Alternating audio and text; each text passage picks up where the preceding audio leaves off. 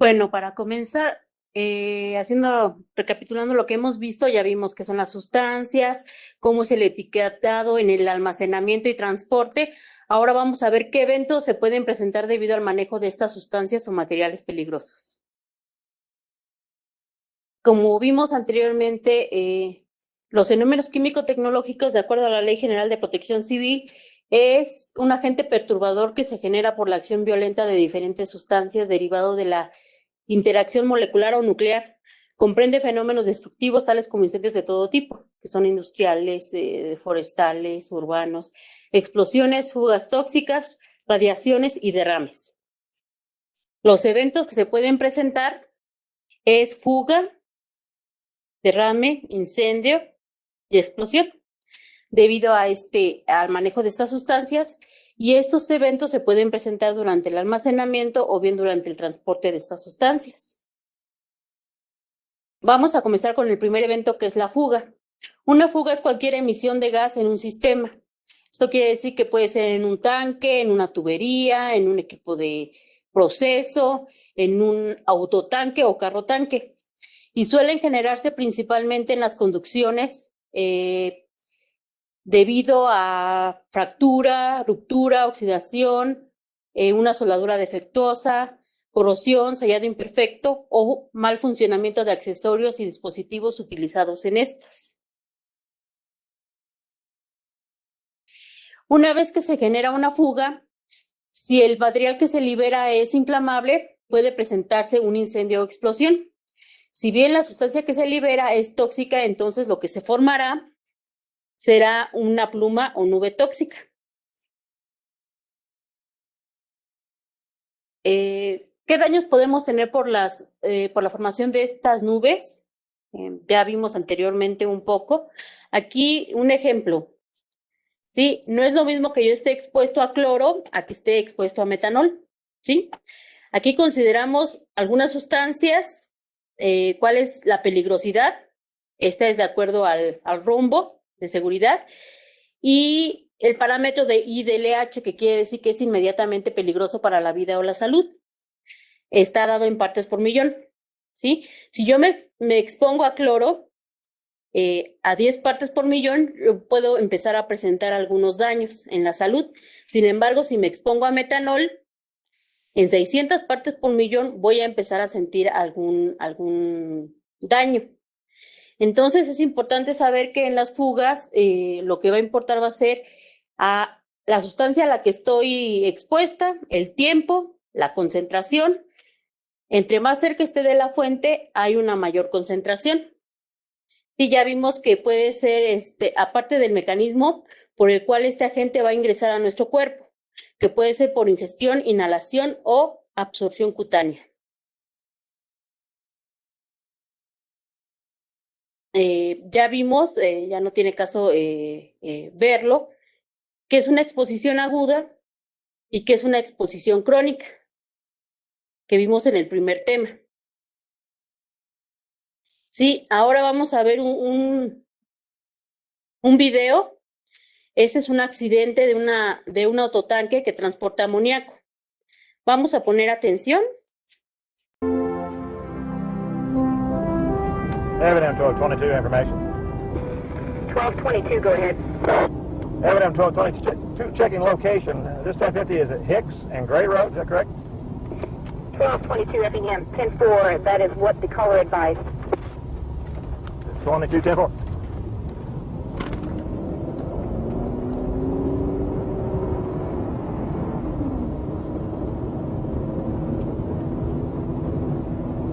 Aquí vemos que reportan que hubo un choque entre dos vehículos. Evidem 1222. 1222, go ahead. Evidem 1222, I'll be 1023, this 1050. Looks like we might possibly have fire, I guess the smoke. Appears we got one victim down on the road, possibly one in the car. I'll be needing some assistance. What's the ETA on fire and ambulance? 1222 Effingham, 10-4. Ken Mundy Alma Fire Department advises ETA 5 minutes, ambulance 5 to 7 minutes. 2210-4, advise ambulance and EMS to expedite. I'll be out of the car checking victims. 1222 10-4.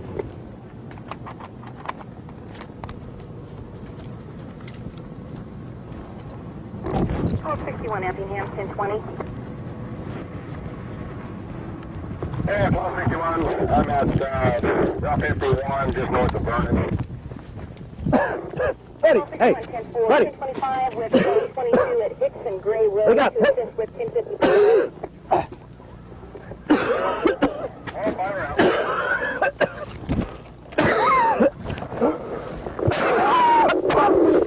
Information.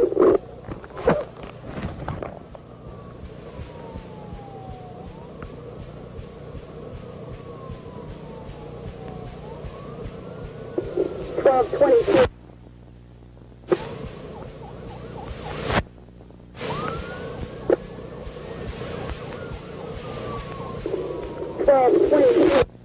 Status.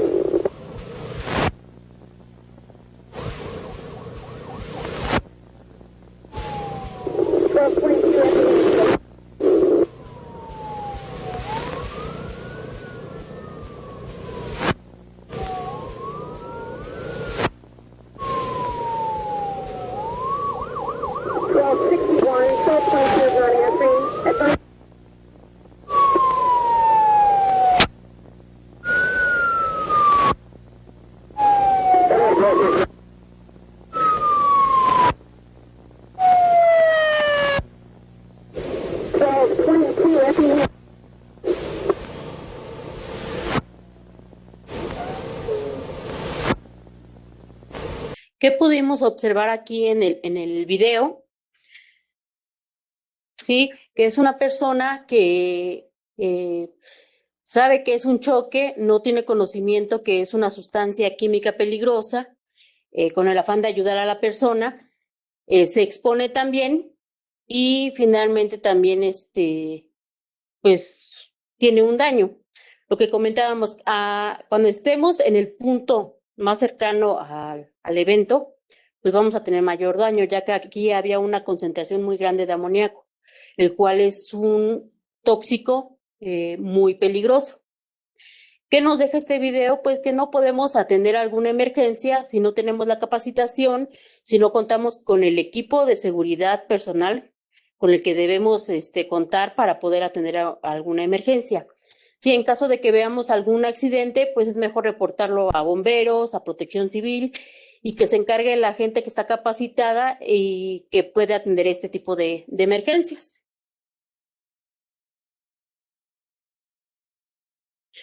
Bueno, ahora, otro de los eventos es el derrame de sustancias. En el derrame, la liberación de la sustancia es en forma líquida o sólida, o bien puede ser mezcla de ambas. También la liberación viene de un recipiente, como vimos también en el caso de las fugas. Aquí la diferencia entre un derrame y una fuga es el estado en que se libera la sustancia. Como ya vimos en la fuga, lo que se libera es un gas y en el derrame lo que se libera es un líquido o una sustancia sólida. ¿Qué afectaciones se pueden tener también por los derrames? Pues contaminación en suelo, aire, agua superficial y agua subterránea. Los daños que podemos tener, pues puede ser, si son sustancias corrosivas, irritación, quemaduras, dificultad para respirar, quemaduras severas, e inclusive dependiendo de qué tan extensa sea la quemadura, pues también puede producir la muerte.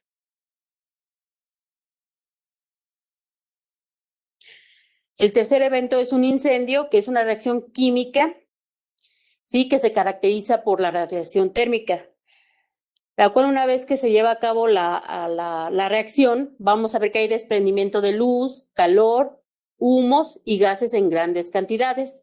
Los gases se generan debido a la combustión y hay gases que pueden ser tóxicos. Y ahorita vamos a ver las estadísticas de la importancia de esto. Se pueden presentar 4 tipos de incendios. Como podemos observar, la forma de cada uno es diferente. Esto va a depender de la sustancia que se libera, si es un gas, si es un líquido, de las condiciones a las que esté almacenada, presión, temperatura. Va a depender qué tipo de evento se presente. Vamos a empezar con el evento que es el jet fire, que es dardo de fuego. Es un incendio que se presenta por la fuga de vapores o gases inflamables a alta velocidad. Ya vimos de dónde dónde se puede presentar. Se pueden presentar en tanques, en tuberías, ¿sí? Se produce un chorro que sale a gran presión y una vez que encuentra el punto de ignición, se va a prender. Este tipo de incendio tiene la forma como de un soplete, ¿sí? No alcanza grandes dimensiones, pero sí es peligroso, muy peligroso, si esta flama incide en un recipiente que contenga algún gas licuado, por decir el gas LP. Entonces sí puede ocasionar un breve, que vamos a ver más adelante qué es. Esta sería la peligrosidad. Este tipo de incendios es constante, y conforme se agote la sustancia, pues se va a terminar. Se va haciendo más pequeña la llama.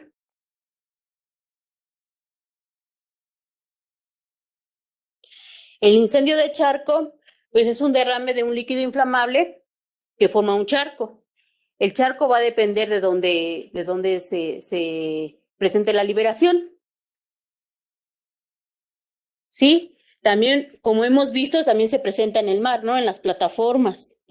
Puede haber incendios, o si hay algún derrame y se prende, pues vemos que es un incendio de charco. Se puede presentar también en tanques abiertos. Y la forma que adopte, por decir, si tienen contenedor, pues va a ser la forma que adopte, o si es en el suelo, ¿no? Las dimensiones que pueda alcanzar. Una vez que se lleva a cabo la liberación del derrame, si es una sustancia inflamable, se van a empezar a generar gases y se va a producir el incendio. Pero ¿qué pasa una vez que alcanza el punto de ignición? Se va a prender y va a regresar hacia la fuente. ¿Esto por qué? Debido a que si ya los demás vapores están dentro del límite de inflamabilidad, se van a ir prendiendo y es por eso que se ve que regresa a la fuente. Otro tipo de incendio es el de llamarada. Este consiste en la combustión de una nube de vapor o gas resultado de una fuga. También se puede presentar resultado de un derrame. Se ve favorecido por el escape continuo de material inflamable y con poca dispersión. ¿Sí? Y una vez también que encuentra el punto de ignición, se va a prender. Y como su nombre lo dice, es como en forma de llamarada.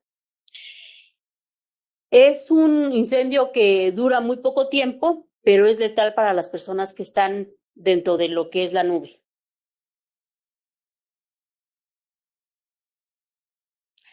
Ahora vamos a ver la bola de fuego. Esta se produce debido a una fuga instantánea y la ignición casi inmediata de una sustancia inflamable. Normalmente este tipo de incendio se ve asociado a el fenómeno breve que vamos a ver cuando se involucra una sustancia combustible. Este tipo de incendios alcanza grandes dimensiones, puede tener hasta 200 o 300 metros de diámetro. Se lleva a cabo en cuestión de segundos. Como comentaba, va a ser letal para las personas que estén cerca. ¿Sí? Bueno, ahora vamos a ver un video de un bleve y por consecuencia una bola de fuego. Aquí lo primero que estamos viendo es un jet fire, que se abre la válvula.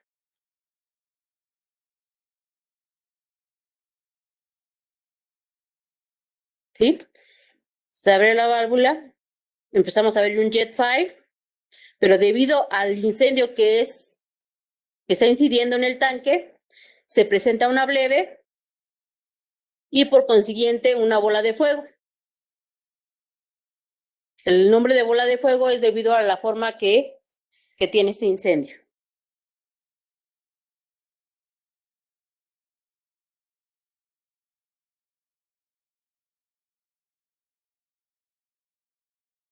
Los efectos que podemos tener debido a los incendios,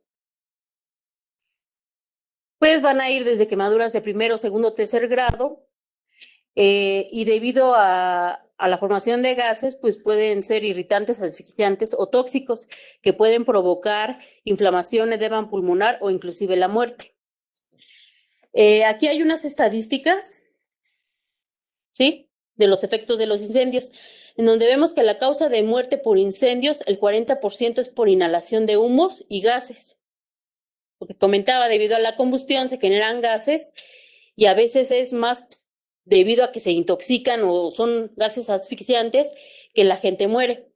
El 5% es de quemaduras, el 45% es de quemaduras e inhalación de humos y el 10% puede ser otra causa, como ataque cardíaco o bien deshidratación.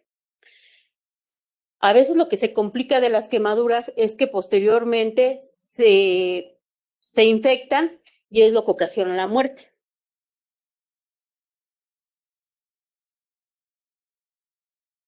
Ahora vamos a ver el último de los eventos, que es una explosión.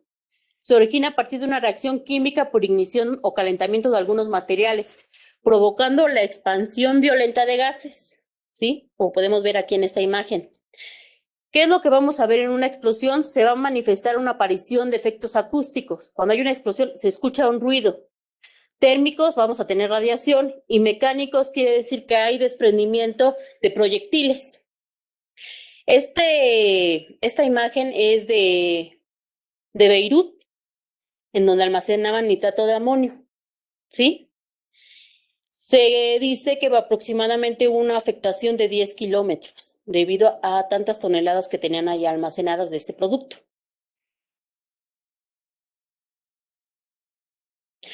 Existen 4 tipos de explosiones. Explosiones de nube de vapor no confinadas, explosiones de nube de vapor confinadas, el bleve que les estaba comentando, que es una explosión por expansión de vapores de líquidos en ebullición, y finalmente no es tan común, pero es la explosión de polvos. Vamos a ver el primer tipo, que es la nube de vapor no confinada. Esta se presenta debido al escape de una sustancia inflamable, puede ser un líquido o gas, que forma una nube de considerables dimensiones, la cual, una vez que encuentra el punto de ignición, si tiene los límites para explotar, explota. Este tipo de explosión se lleva a cabo en un ambiente abierto, ¿sí? Por eso se le llama nube de vapor no confinada. La gravedad de esta explosión va a depender de la cantidad de gas que se encuentre en la nube. La explosión de nube de vapor confinada también se lleva a cabo una liberación de gas o líquido y se va a formar una nube que puede explotar. Sí, esta se llama nube de vapor confinada debido a que se presenta en lugares cerrados. Originalmente originan sobrepresiones superiores a las no confinadas, resultado en la destrucción de los equipos industriales y de las edificaciones. Estos son unos ejemplos, eso es lo que pasó en la planta de clorados de Veracruz.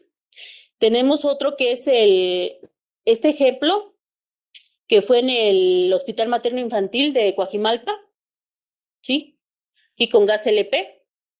Estas son nubes de vapor confinado. Otro ejemplo es lo que pasó en la torre de Pemex, en el edificio B. Esta es la diferencia entre estos dos tipos de explosión. Sí, ahora vamos a ver un video, es rápido, de una explosión que se da en una instalación de Pemex de gas, y es en Burgos, en Reynosa. Vamos a ver el video.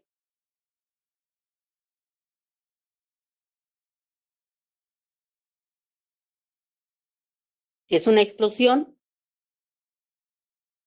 de gas. Como podemos ver, alcanza grandes dimensiones. Sí pueden llegar a afectaciones hasta de 400, 500 metros. Y aquí vamos a ver desde otra toma de la cámara y de la instalación.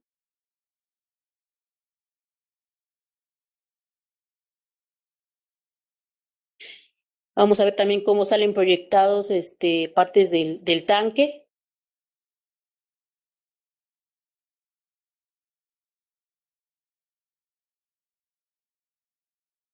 Y vemos cómo salen proyectados. ¿Sí? Alcanza grandes dimensiones.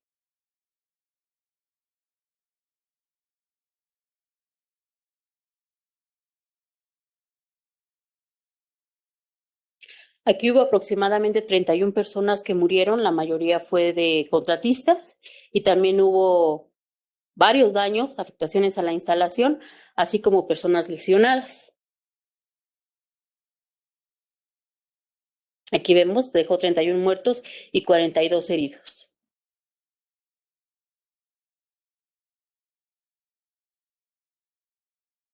¿Sí? Ahora vamos a ver el tipo de explosión, que es la bleve, que es explosión de vapores por expansión de un líquido de ebullición. Sí, este se va a presentar debido a un contenedor, como comentábamos, a lo mejor un jet fire, y el incendio está incidiendo sobre un tanque que tiene almacenado un líquido a presión, un líquido licuado, el cual empieza también a debilitar el tanque, empieza a aumentar la presión y explota, y el escape es súbito de toda la sustancia. Como vimos, si es una sustancia combustible, va a dar paso a una bola de fuego. Aquí es de grandes dimensiones, si no es es el evento que tiene menor probabilidad de que se presente, pero en caso de presentarse es el que puede presentar mayores daños, ¿sí? Ya que el líquido evaporado aumenta su volumen más de 200 veces. Vamos a ver un video rápido.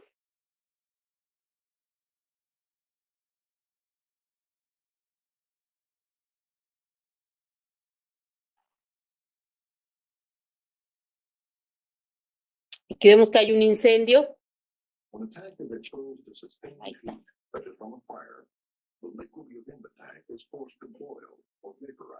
De todos modos. Aquí. Aquí vemos que se activa la válvula. ¿Sí? Ese es un jet fire, pero sigue incidiendo un incendio, la flama, en el tanque.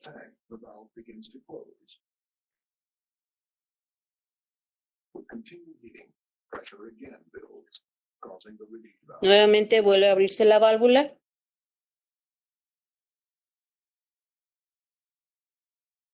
Y aquí vemos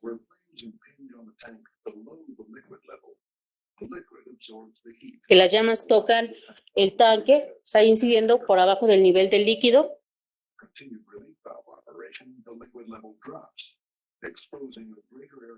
Empieza a aumentar la presión en el tanque. Aparte de que empieza a debilitar, ya que aquí ya no tenemos líquido.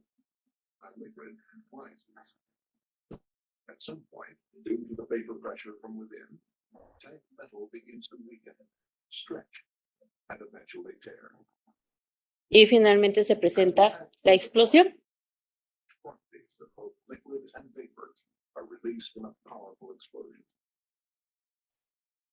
Imagínense que este alcance pueden tener este tipo de evento. Si aquí vimos un tanque que era relativamente pequeño, ¿no? A tanques que se almacenan gas LP, que son de 200,000 litros. ¿Sí? Entonces, como les comentaba, la probabilidad de que se presente es muy baja, pero si se presenta puede alcanzar grandes dimensiones. Este tipo de evento se presentó en lo que fue en San Juanico, en 1984. Sí, aparte de que se presentó un efecto dominó.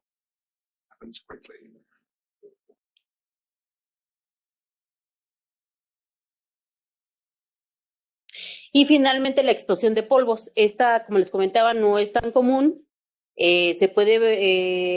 Constituye un factor de riesgo importante en muchos sectores de la industria, por decir, en molienda de granos, alimentos, carbón, en azucareras. ¿Sí? Para que se presente este tipo de explosión, debe de contar con estos puntos, ¿sí? El combustible que va a ser los polvos debe de estar confinado, debe de haber dispersión de las partículas, ¿sí? El oxígeno y una fuente de ignición. Para que se pueda presentar este tipo de explosión, debe de contar con estos 5 puntos, ¿sí? El combustible, la dispersión, el oxígeno, el confinamiento y una fuente de ignición. Aquí es, por decir, aquí vemos cómo se presenta. Esta fue de una azucarera en Estados Unidos. Entonces también pueden presentar daños muy severos.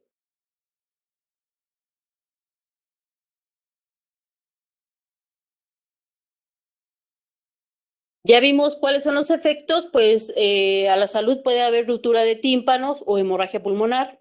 Las personas pueden salir proyectadas, incluso ocasionarles la muerte. Y en lo que son las estructuras, pues vemos que hay pérdida también de las estructuras, ¿sí?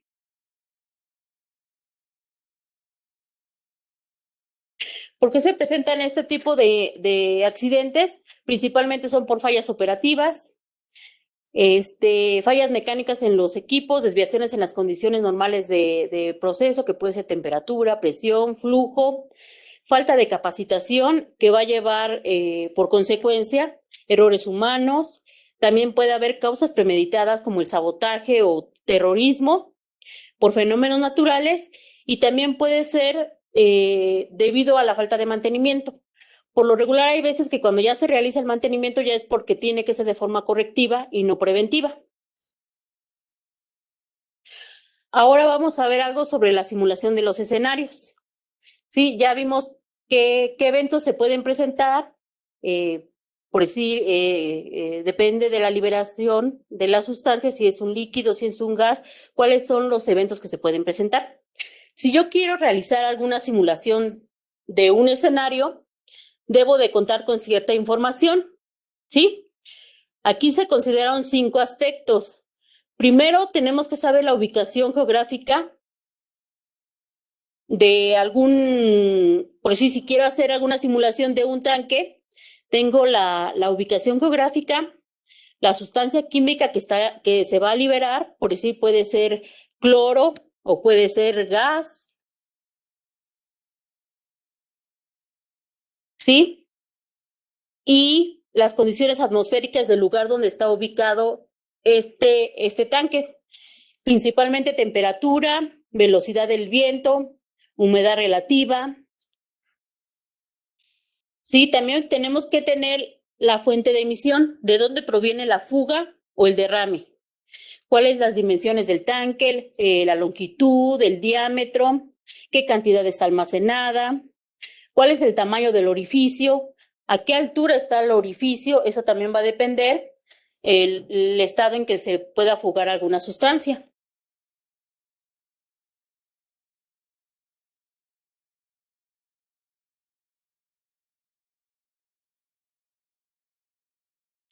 Sí, existen varios programas de simulación que se utilizan para la evaluación de riesgos, como puede ser el FAS, el TRACE, el SCRI, que es mexicano, el ARCHI, el ALOHA, entre otros. Para la simulación de escenarios, es importante para las personas que realizan los atlas de riesgos o peligros de los municipios estas 2 definiciones, ¿sí? Una zona de riesgo es aquella área donde se pueden presentar concentraciones de sustancias químicas, ondas de sobrepresión o radiación térmica que pueden producir efectos serios a la salud de la población, a los bienes o al ambiente, o que impidan la posibilidad de llevar a cabo acciones de escape, ¿sí?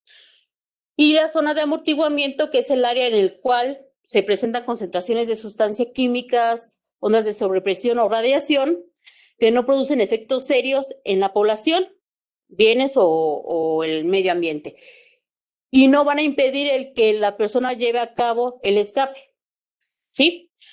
Para esto, en el caso de los atlas, quisimos ilustrar cuáles son los parámetros que se deben de emplear para el cálculo de las áreas de afectación. De acuerdo a la guía de la presentación del estudio de modalidad de el Atlas de Riesgo de Semarnat, vemos que la zona de riesgo y zona de amortiguamiento, cuáles son los parámetros en caso de toxicidad, en caso de incendio o en caso de explosión, que vemos que aquí es el IDLH, el TLB8. En la regresión vemos que son 5 kilowatts por metro cuadrado, 1.4 para amortiguamiento, para explosiones 1 libra sobre pulgada cuadrada, ¿sí? Y 0.5 para amortiguamiento, perdón, para riesgo es 1 y para amortiguamiento 0.5. Aquí también vemos cuál es el que marca la guía de contenido mínimo para la elaboración de Atlas Nacional de Riesgos del CENAPRED. Aquí, a comparación de en la toxicidad, empleamos el AEGL, que es más para emergencias, ¿sí? Estos pueden ir de 10 minutos, media hora o 1 hora. Se puede dar también esos tiempos para la simulación. Y también aquí presentamos los parámetros para determinación de zonas de alto riesgo y amortiguamiento, que en este caso es zona de riesgo, que dice de alto riesgo, y amortiguamiento, que es la guía para la elaboración del análisis de riesgo para el sector hidrocarburos. ¿Cuál es la finalidad de mostrarles cuáles son los parámetros que se emplean? Vemos que aquí los parámetros que se emplean son los mismos tanto para incendio como explosión. Aquí en el caso de la guía, lo que cambia nada más es la toxicidad, que estamos considerando el AEGL. Aquí vemos que en el caso de la CEA maneja otros rangos. Pero, sin embargo, se siguen tomando lo que es el de riesgo y el de amortiguamiento. ¿Sí? ¿Esto a qué viene? Debido a la... Elaboran los atlas, manejan a veces otras sobrepresiones, otras radiaciones, entonces es importante que se apeguen a la guía y si tienen alguna otra radiación o sobrepresión que quieran modelar, puede ser adicional, ¿sí? Por eso si yo quiero ver a lo mejor en el umbral de dolor alcanza, por decir, estamos simulando 1.4 para amortiguamiento. Es suficiente para dañar un equipo. Imagínense, si es suficiente para dañar un equipo, pues automáticamente puede ocasionar la muerte a las personas, ¿sí? Entonces, dependiendo de eso, si yo quiero modelar con otros parámetros, está bien, pero sí apegarnos que es a lo que está marcando la guía. Por decir, aquí podemos ver, estas tablas también ya están estudiadas, ya nos puede decir qué afectaciones tenemos. Por decir, en caso de un incendio, para lo que se considera área de amortiguamiento, que es a 1.4 kilowatts por metro cuadrado, no va a presentar molestias. Pero si estamos expuestos por largos periodos, va a equivaler a la intensidad del sol de verano o a mediodía. Entonces no vamos a tener mayor afectación. Sin embargo, si la radiación térmica ya es mayor, pues ya puede empezar a ocasionar a los 20 segundos molestias, van a empezar a generar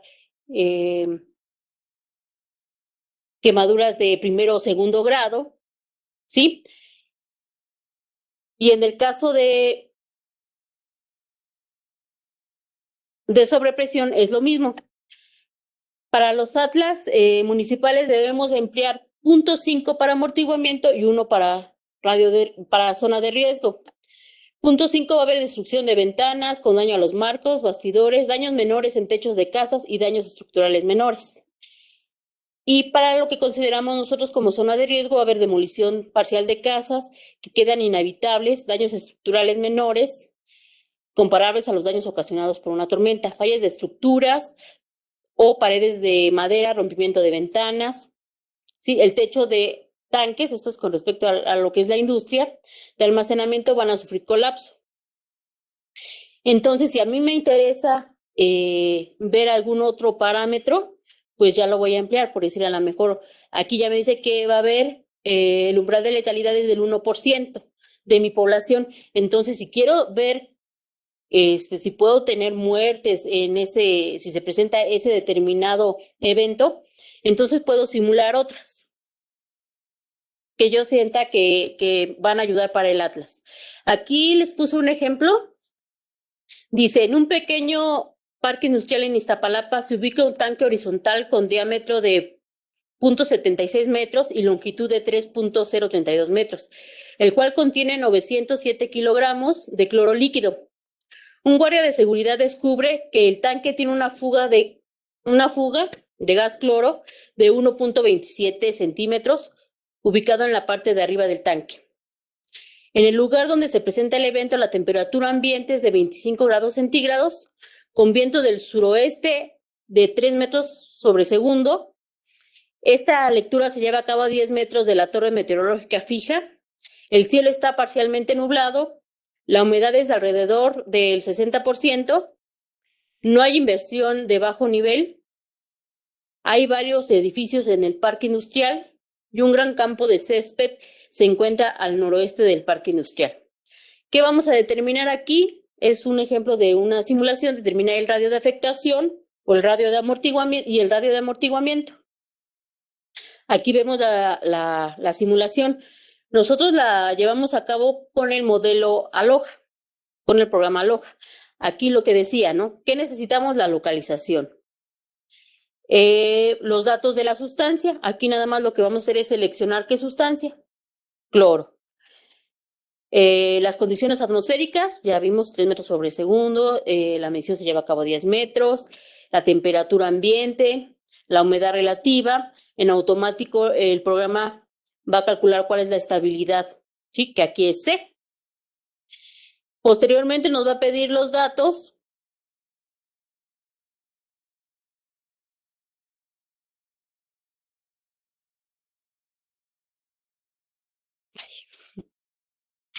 No quiere. Nos va a pedir los datos del tanque. Sí, una vez que metemos el diámetro y la longitud nos va a decir cuál es el volumen. También nos va a pedir de qué tamaño es mi orificio, a qué altura se encuentra. Yo lo manejé que es en el fondo del tanque. En la parte de arriba del tanque, perdón, en la parte de arriba del tanque. Para el caso del cloro, si la fuga es en la parte de abajo del tanque, va a ser en forma líquida. Si es en la parte de arriba del tanque, va a ser gas. Y finalmente, aquí están los parámetros que les comentaba, AEGL 2 y 1, que es el de amortiguamiento, el de riesgo, y adicionalmente yo metí el AGL 3, donde a lo mejor ya puedo tener afectaciones o puede haber muertos.